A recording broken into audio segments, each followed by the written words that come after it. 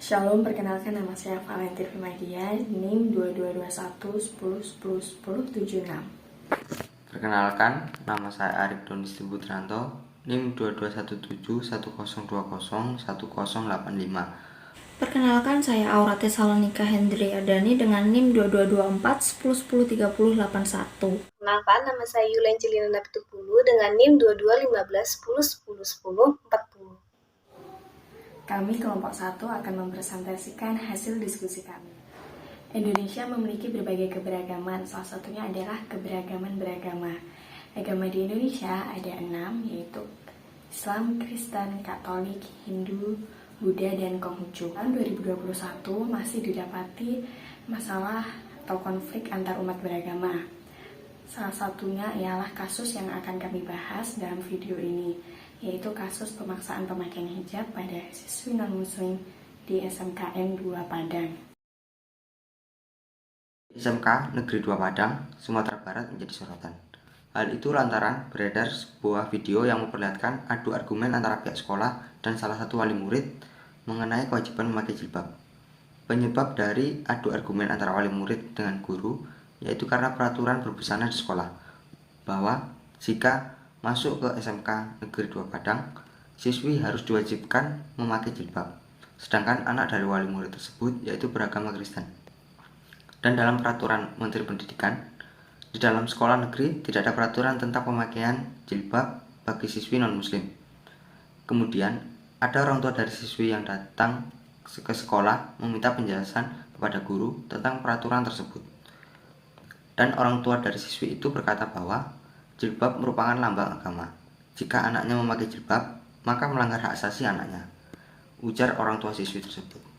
Orang tua siswi berkata, ini adalah sekolah negeri, bukan sekolah yayasan. Lalu wali murid dan siswi tersebut menandatangani surat menolak aturan untuk tidak memakai kerudung dan bersedia untuk melanjutkan masalah dan menunggu keputusan dari pejabat yang berwenang. Cara mencegah agar hal tersebut tidak terjadi lagi di Indonesia adalah dengan melakukan sosialisasi tentang keberagaman agama di Indonesia dan memberikan pembinaan atau pemahaman lebih lanjut untuk kepala sekolah serta jajarannya agar mereka dapat menerima perbedaan keyakinan yang ada di Indonesia. Cara menanggulanginya menurut prinsip kerukunan dan iman Kristen, cara tersebut sudah benar. Dengan melakukan cara tersebut akan mencapai keharmonisan antar umat beragama jika cara tersebut sudah dilakukan dan dapat diterima oleh pribadi masing-masing. Berdasarkan Indeks Kerukunan Umat Beragama atau KUB, pada tahun 2021 sudah dikategorikan baik dan juga tinggi oleh Kementerian Umat Beragama di Indonesia. Yang dapat dilihat di sini. Indeks tersebut menghasilkan bahwa Provinsi NTT lain mendapatkan indeks tertinggi, yakni dengan jumlah 81,07. Hal ini tidak terlepas dari peraturan perundang-undangan yang dibuat oleh pemerintah, yaitu Peraturan Perundang-undangan Pasal 29 Ayat 1 pada tahun 1945 yang berbunyi negara berdasarkan ketuhanan yang Maha Esa. Dan juga kita mempunyai Pancasila dengan sila pertama yakni ketuhanan yang Maha Esa dan juga semboyan Bhinneka Tunggal Ika. Walaupun sebenarnya kita mendapatkan perilaku kerukunan yang tidak sesuai, tetapi berdasarkan indeks tersebut Indonesia sudah dikategorikan baik dan juga tinggi oleh Kementerian Beragama Indonesia.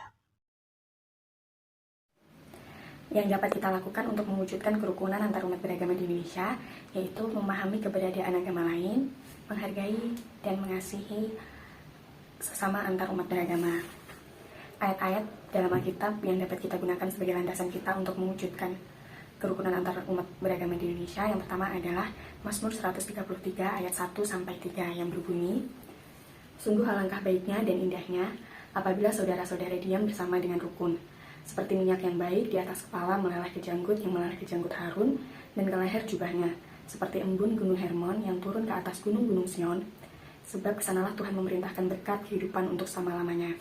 Dari ayat tersebut terlihat jelas dan dikatakan dengan jelas bahwa Tuhan memerintahkan kepada kita untuk hidup rukun. Dengan melaksanakan kehidupan yang rukun akan mendatangkan berkat dari Tuhan pada kehidupan kita, bahkan menjadikan berkat bagi sesama kita pula.